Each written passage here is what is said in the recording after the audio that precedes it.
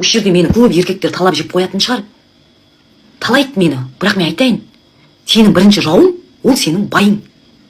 Ренжімеңдер, еркектер қауымы, ренжімеңдер. Бізде әйелдер бар ғой, сүйіп шыққанын бәрін айтады ғой байына.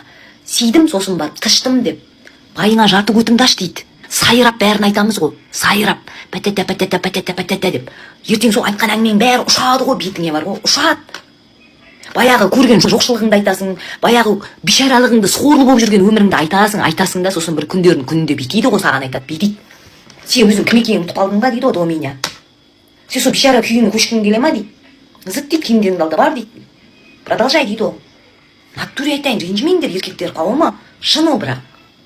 Кішкене аузыңды жайлап аш, жайлап, сайрай бермей. Сол үшін үлкен кісілер айтып кеткен, байыңа көтіңнің жартысын аш деп. Жоқ, арасында қыртып, баяғы бықсытып, өткен өміріңді қозғайсың оған отырып алып. Бұрын өмірім битті, әкем алқаш болған, шешем мені ұратын, ағам маған күн көрсетпейтін деп бәрін айтып аласың да. Одан кейін болды ғой, шаруаң бітті. Козырдың бәрін ашып тастадың ғой сен. Козырдың бәрін ашып тастадың ғой. Козырдың бәрі байда тұр ғой. Өзің ақша таппайсың. Сөз байын айтады десе, кім екенің ұмытып қалдың ба дейді ол, қайдан шыққаныңды дейді ол.